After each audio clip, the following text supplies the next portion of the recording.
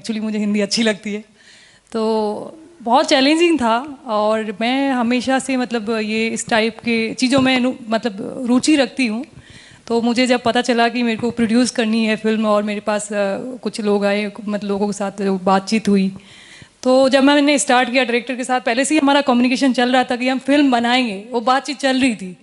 तो फिल्म ऐसी ही बनाएंगे ये नहीं पता था, बट जब ये लगा कि मेरे को कि क्या फिल्म बनानी चाहिए जो एक मैसेज आए, जो हम लोगों तक पहुंचाए और लोगों के लिए कुछ कर सके। मैं हमेशा से अभी भी मैं अब चाहती हूँ आगे भी लाइफ भगवान मुझे ऐसा इतना कुछ दें कि मैं लोगों के लिए कुछ कर पाऊँ जो हेल्पलेस है। तो इसीलिए मेरे अंदर थॉट आया, मैंने शेयर किया इनके साथ। ये भी हमारी ट्यूनिंग बहुत अच्छी मिलती है इनके साथ, अंडरस्टैंडिंग बहुत अच्छी थी, तो हमने स्टार्ट किया। बाकी ये बताएंगे आगे स्टोरी के बारे में सारी चीज़ें। जी बिल्कुल। मुकुल, मुझसे आपसे पूछना है कि इतना बोल्ड टॉपिक आपने राइट भी किया है, डायरेक्ट भी किया है, कैसा था प्रोसेस आपके लिए? बोल्ड टॉपिक क्यों है ये? तो मतलब आप एक चीज़ समझिए ना कि जो फिल्में होती है वो हमारा जो समाज है उसका आईना होती है। तो टॉपिक कुछ बोल्ड नहीं होता और बोल्ड कुछ नहीं है, ये एक्चुअली हमारी सोसाइटी में हो रहा है। कोई ज़रूरी थोड़ी है कि हम लोग एक हीरो और हीरोइन को नाचते हुए दिखाएं। एक मीनिंगफुल फिल्म भी तो बन सकती है। तो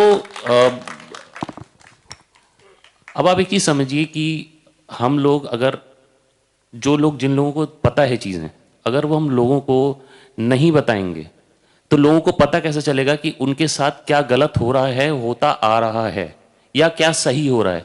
कोई ज़रूरी है नेगेटिव बातों पे फिल्म बने? ये हमने अवेयरनेस के लिए फिल्म बनाई है, तो अवेयरनेस लोगों को किसी तरीके से तो पता लगे। तो ये इसीलिए हम लोगों ने डिसाइड किया कि लोगों को, हमारा मोटिव यही रहना चाहिए मेरे हिसाब से फिल्मों का, कि हम लोगों को एक मैसेज तो दें, पता तो लगे लोगों को चल क्या रहा है दुनिया में। तो इट्स नॉट बोल्ड, ये समाज है। Truth, fair enough. Truthful subject change कर दिया, सच्चा सब्जेक्ट। अच्छा, अब मैं हमारे तीनों एक्टर्स से ये पूछना चाहूँगी कि आपका एक्सपीरियंस कैसा था इस प्रोजेक्ट से जुड़कर? आप तीनों अगर आप कुछ कहना चाहेंगे प्लीज़। हाँ जी, एक्सपीरियंस बहुत अच्छा था और बहुत चैलेंजेस आए, और शूट के दौरान भी और उसके बाद भी। और मुझे लगता है कि हमने इन्जॉय किया, क्योंकि सब्जेक्ट बहुत मैसेजफुल है और मुझे लगता है समाज में ऐसे सब्जेक्ट की ज़रूरत थी। और एक्ट करके मेरा तो डेब्यू है और काफ़ी सालें लगी यहाँ तक पहुँचने में, और इट्स गुड। मुझे खुशी है कि मैं ऐसे सब्जेक्ट के साथ बॉलीवुड में एंट्री कर रहा हूँ। धमाकेदार शुरुआत कर रहे हैं आप। जी जी जी जी। Yes sir, please.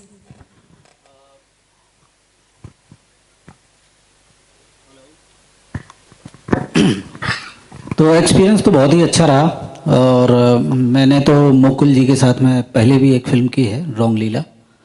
तो उस फिल्म के बाद ये दूसरी फिल्म है मुकुल की, और मुकुल ने जब मुझे रोल बताया और बताया कि ऐसा ऐसा एक सब्जेक्ट है, इस पर मैं फिल्म बना रहा हूँ और ये रोल है आपका, तो नेगेटिव लीड का रोल था। मुझे बहुत अच्छा लगा और करने में भी मज़ा आया। काफ़ी चैलेंजेस थे, जैसा भूषण जी ने बताया कि हम लोग जहाँ शूट कर रहे थे वहाँ पे बहुत सारी लोकेशंस को लेके और बहुत सारी हौच पौच चल रहा था, क्योंकि हमको टाइम से कंप्लीट करना था अपना सब्जेक्ट। तो उस तरीके से काफ़ी चैलेंजेस रहे, लेकिन मैं दाद दूंगा सुहानी जी की, भूषण की, मुकुल जी की, इवन रवि और सारे प्रोडक्शन के लोग, डायरेक्शन के लोग, जिन्होंने जी जान लगा के रात दिन काम किया और इस सब्जेक्ट को आप लोगों के सामने पेश कर रहे हैं। Thank you so much. Chitranjan ji, आप कुछ कहना चाहेंगे?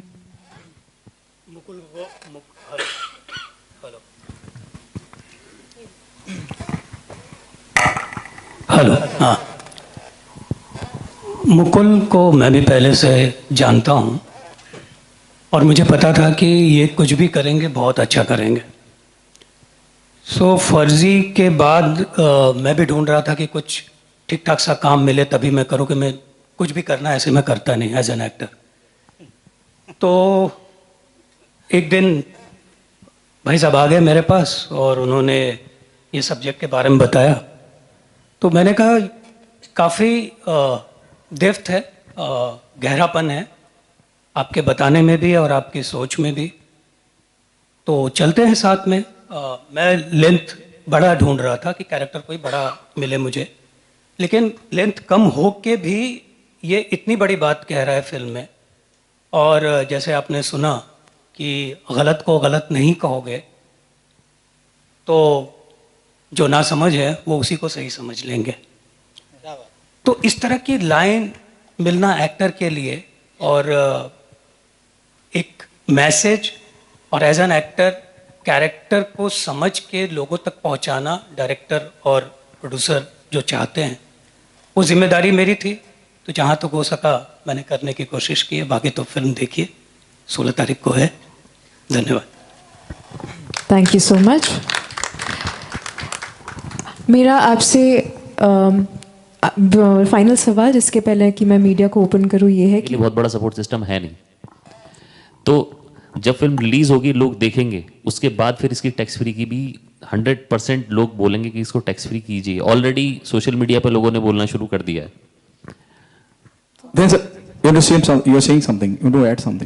मैं ये ऐड कर रहा हूँ कि आप लोग भी फिल्म देखिए, आप लोग भी ट्रेलर तो देख ही रहे हैं, फिल्म भी देखिए। फिल्म देखेंगे, आपको जो भी छूता है उस फिल्म से, आप लोग अच्छा अच्छा लिखेंगे। आप लोग रिपोर्टर हैं, आप आवाज़ हैं एक अच्छे सिनेमा की, आप आवाज़ हैं। आप आवाज़ बनिए तो टैक्स फ्री क्या, फिर तो कुछ भी हो सकता है। Please change your mic, there is humming sound coming in. Hello hello, या प्लीज कंटिन्यू। हाँ, तो मैं यही बोल रहा था कि आप लोग भी फिल्म देखिए, आप लोग हमारी आवाज़ बनिए। आपको जो भी फिल्म में छूता है आप लिखिए, आपको जो भी गलत लगता है वो भी लिखिए, कोई दिक्कत नहीं है। और जो अच्छा लगता है प्लीज़ उसको लिखिए, और आप हमारी आवाज़ बनिए। ये फिल्म टैक्स फ्री क्या, मैं तो बोलता हूँ कि वो करोड़ों के क्लब में जाएगी। अच्छा, एक चीज़ और कहना चाहूँगी मैं मीडिया वालों, सब जो जितने भी मीडिया वाले हैं, जो नए प्रोड्यूसर आते हैं ना, तो उनको आप भी सपोर्ट करिए जितना हो सके, क्योंकि जब वो आते हैं उनके लिए भी बहुत चैलेंजिंग रहती है। और मीडिया, स्पेशली मीडिया भी कहीं देखती है कि अच्छा नया प्रोड्यूसर है, तो मैं आपके लिए भी बोलूँगी, आपको ये फिल्म हमने बहुत मेहनत करके बनाई है, बहुत हार्ट टचिंग है। हमने एक रियल मुद्दों को उठा के बनाई है और इसमें बहुत मेहनत की है हमने। मैं चाहती हूँ कि आप लोग पूरा सपोर्ट करें हम लोगों को, तभी लोगों तक बात जाएगी, क्योंकि आपके माध्यम से आप पे लोग विश्वास करते हैं, आपको देखते हैं। तो मुझे लगता है कि आपका बहुत बड़ा रोल होगा इस पिक्चर को हिट करवाने में। Thank you.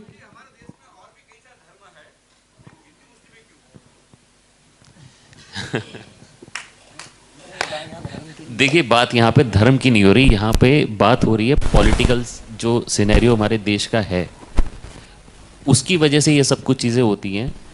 बाकी आप देखिए ना हो क्या रहा है, आसपास जो हो रहा है वो आपको नज़र आ जाएगा।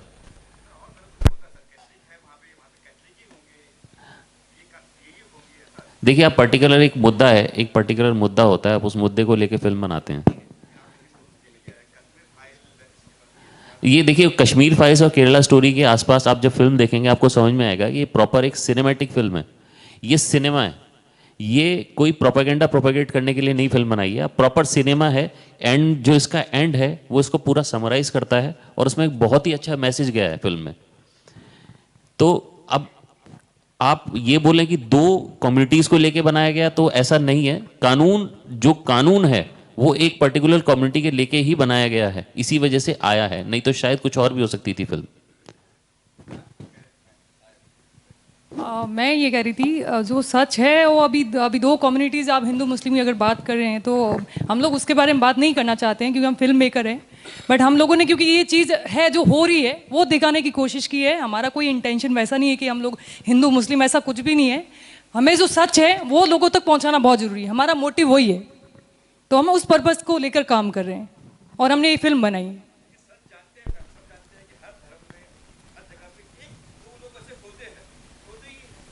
तो एक दो लोग ही दिखाए हैं हमने, तो ज्यादातर एक दो लोग जो उनके पीछे और जितनी भी गैंग है ना, वो ही दिखाए हैं हम। आप जब फिल्में देखोगे ना तो एक ही आदमी है जो सब कुछ कर रहा है, वही ये बैठा है यहाँ पे। एक ही है, वो यही कर रहा है, जो कुछ कर रहा है यही है, पकड़ लो इसको भी यहीं पे, इस आदमी को।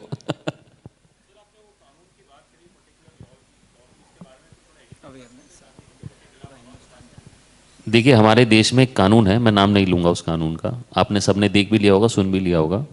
वो कानून ये है कि अगर वो एक बोर्ड बनाया गया है 1995 में, उसको और दांत दे दिए गए हैं, और वो दांत इतने पहने हैं कि अगर वो आज ये कह दे कि ये बिल्डिंग उसकी है तो ये उसकी हो गई। आपको उसको साबित नहीं करना, उसको उस बोर्ड को ये भी नहीं बताना कि क्यों हो गई, उसकी हो गई। और उसके बाद आप court, high court, district court तो छोड़िए, हाई कोर्ट में भी नहीं जा सकते। और अगर आप उस हाई कोर्ट, अगर आपको कुछ करना है तो उन्हीं के आप जाके अपील करोगे, उनके जो एक ट्रिब्यूनल होता है वहाँ जाके अपील करोगे आप। उस अपील में अगर उनको लगा कि नहीं भाई हमने तो जब गलती से कर दिया तो ठीक है, नहीं तो आप फिर सुप्रीम कोर्ट जाओगे। और आप एक चीज़ सोचो, सुप्रीम कोर्ट जाने के लिए सुप्रीम कोर्ट की लॉयर की जो फीस होती है, एक आम आदमी का पूरे साल का खर्चा होता है, वो इनकम होती है। तो आम आदमी जा पाएगा वहाँ पे? तो ऐसा कानून बना कैसे सकता है? सोच के देखो, ऐसा कानून कैसा बन सकता है? मैंने तभी तो बोला था कि क्रिमिनल भी वही, कोर्ट भी वही, वकील भी वही और जज भी वही। तो क्या मतलब हमें तो समझ में नहीं आई ये बात। आम आदमी लड़ेगा कैसे उससे? आप ही सोचो। और एक मजे की बात और बताता हूँ, हाई कोर्ट की जमीन जो है वो वक्फ बोर्ड ने अपनी बोल दी, वो सुप्रीम कोर्ट में गया, हाई कोर्ट की देखो इन्होंने हमारी जमीन ले ली। तो आप इससे बड़ा जोक और क्या होगा? इंदौर का म्यूनिसिपल ऑफिस, हमारे देश का पार्लियामेंट, अंबानी का घर, ये सब क्लेम किया हुआ उन्होंने। तो ये लोग को, इन लोगों का तो कुछ नहीं बिगड़ सकता, बट जो आम आदमी वो तो गया ना। बड़ों वाले, जो बड़ों की जो होता है कब्जा, वो पता है, और छोटे जो होते हैं उनको कोई सुनता नहीं है, वो उनकी बात तो पहुंचती ही नहीं है वहाँ। कहाँ पहुंचे, कौन सुनेगा?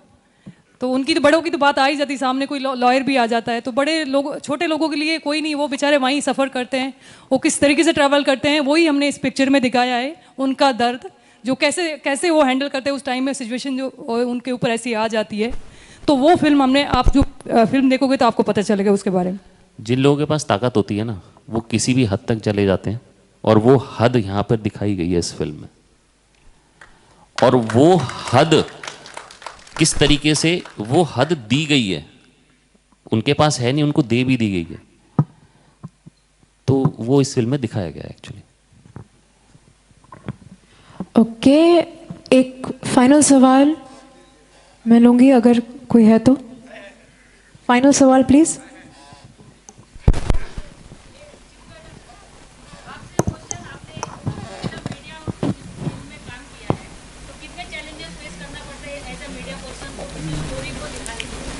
हाँ, ये अभी मैं बता दूंगा तो थोड़ा सा उसका मज़ा चला जाएगा जब आप देखेंगे तो।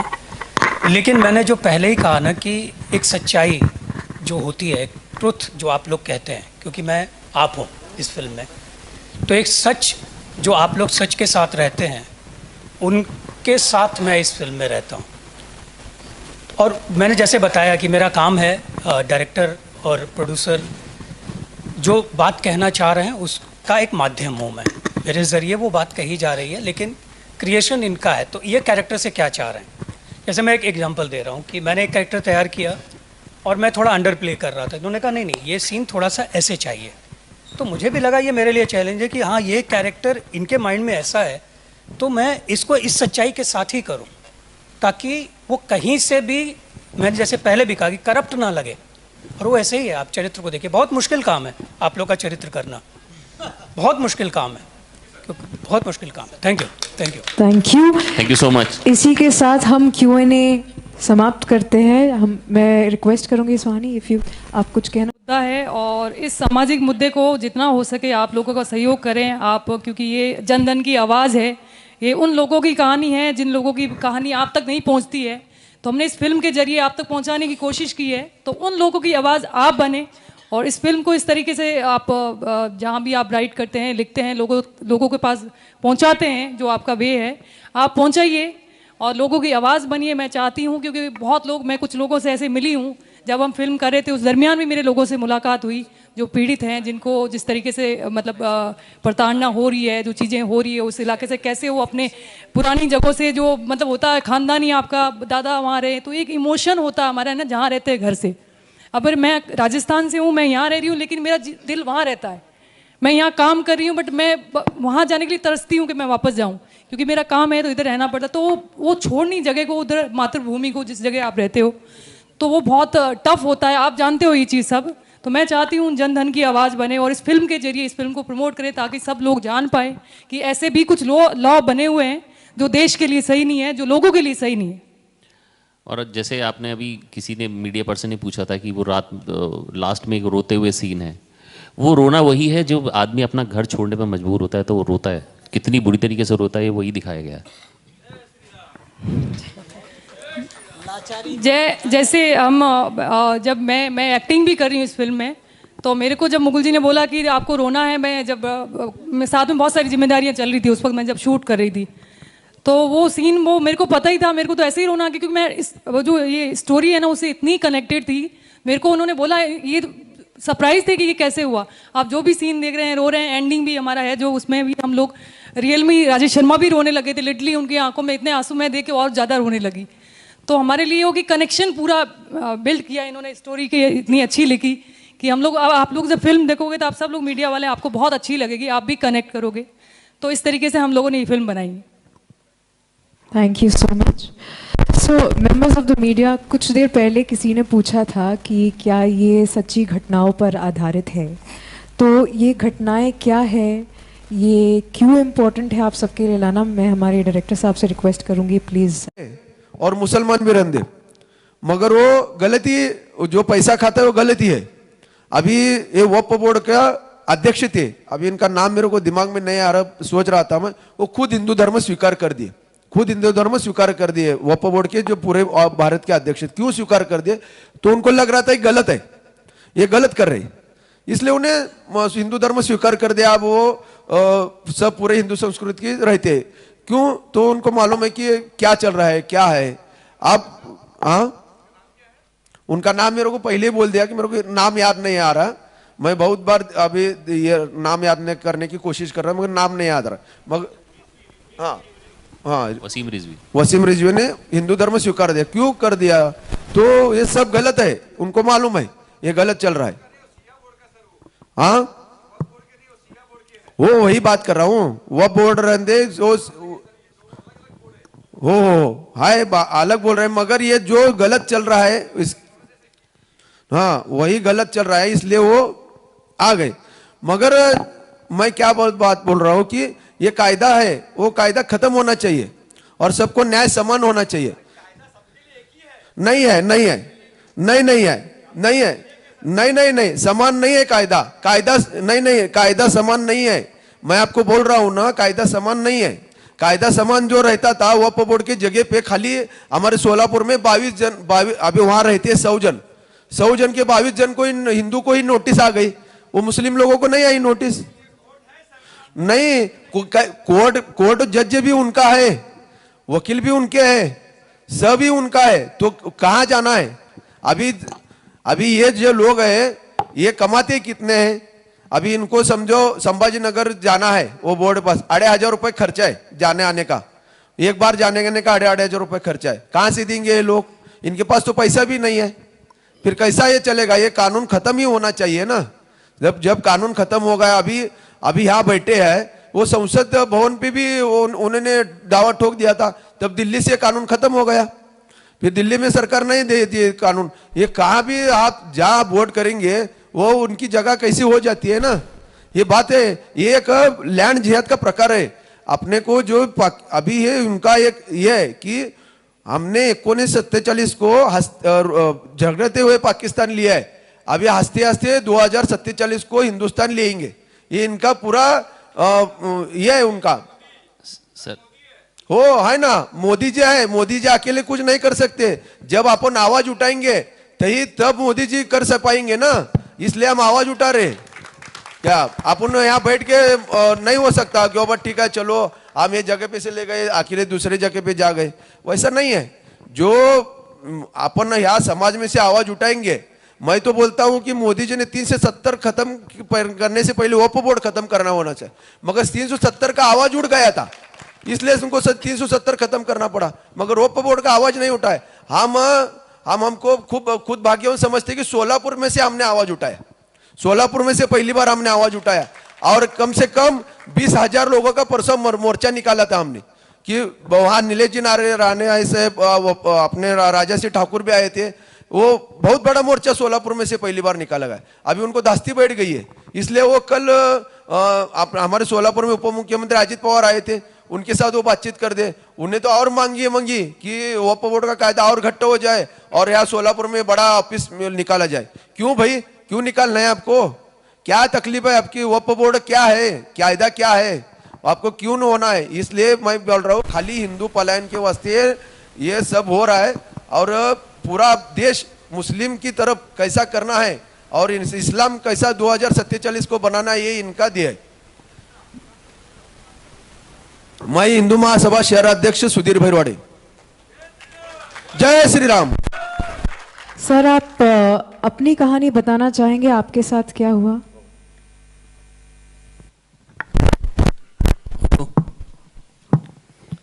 मैं शोलापुर में रहने वाला हूँ, साकरपेट से। 1880 से लेकर हमारा पिताजी के दादा वो जगह पर थे, उसका टीपी नंबर था 9980, वही नंबर है आज तक। लेकिन जब वो ज़मीन था, वो ज़मीन पर कौन सा ट्रस्ट का नाम नहीं था, नहीं लगा हुआ था। तो बाद में ऐसे ही थोड़े थोड़े लोग आ गए वो ज़मीन पर, जब तो हम पैदा नहीं हो गए थे जब की बात है। तो ऐसा ही हमारा दादी पिताजी बोलते थे ऐसा ही है, ऐसा ही जगह ले रखे। फिर बाद में जो 1967 में महानगर पालिका, उसके पहले नगर पालिका था। तो जब नगर पालिका टाइम पर डिमार्केशन किया हुआ है, डिमार्केशन 40 बाय 40, 20 बाय 40 ऐसा स्क्वायर फुट डालकर उनका जो नंबर दिया है, 1 नंबर 2 नंबर ऐसा। फिर देने के बाद उस दिन से फिर वो महानगर पालिका होने के बाद 1967 में जब वो मिल्कत क्रमांक बोलते हैं ना, वो प्रॉपर्टी टैक्स में वो नंबर दिया हुआ है। तो वो नंबर देने के बाद सबको दिया है, हमारे लोगों को भी दिया है, हमारे हिंदू समाज, मुस्लिम समाज, ऐसा कोई ऐसा झगड़ा नहीं आज तक हमारा उनका कोई भी झगड़ा नहीं। लेकिन जब वो 5 साल के बाद वो प्रॉपर्टी ट्रस्ट के ऊपर जो आते पंचायत समिति, वो जो आपस में नहीं किया, हमको लड़ाई करके देते। अभी पहले से वही चल रहा है, आज भी वही चल रहा है। 1942 में वही हो गया, 52 में भी उसका निकाल हो गया, और उसके बाद 1982 में उसका भी निकाल हमारे तरफ हो गया, पूरा वंश परंपरा का निकाल हो गया। उसके बाद और मेरे ऊपर और केस दर्ज किए थे उन्होंने, वो 2003 में वो हम आपस में बैठा दिए। पूरे मेरा कोर्ट का मेरे पास नकल लाया हूँ मैं, वो भी होगा। और वापस अभी वक्फ बोर्ड में डाल दिया अभी, कि मतलब ऐसा नहीं है वक्फ बोर्ड में डालने का बहुत बड़ी चीज़ नहीं, लेकिन जाने आने का वो कल का अजित पवार जो आए थे ना, उनके स्टेटमेंट में दिए, वो हमको जाने का आने को तकलीफ होता है, हम गरीब लोग हैं, अल्पसंख्यक है, खर्चा होता है।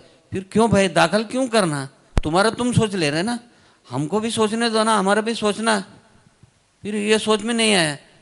फिर उस दिन से ये चल रहा है। फिर हम जिलाधिकारी को, उनको भी हम लेटर दिए थे, बाबा हमको ये बहुत तकलीफ हो रहा है, पानी का तकलीफ हो रहा है, बाथरूम नहीं है वहाँ, और शौचालय का भी व्यवस्था है, लेकिन वो मना ही करते हो। अभी 3 हफ्ते हो गए, अभी मना ही करते हो। किधर जाने का बोलो? हमारे पास वो गली में बाजू में रहती है, वो शेजारी हमारे हिंदू समाज के, वो औरत जरा अपंग हो गई, वो औरत, तो वो 2 जने पकड़ के बाथरूम में लेके जाते थे। वो औरत आज बाहर आंगन के सामने वो स्नान करती है, वो उसको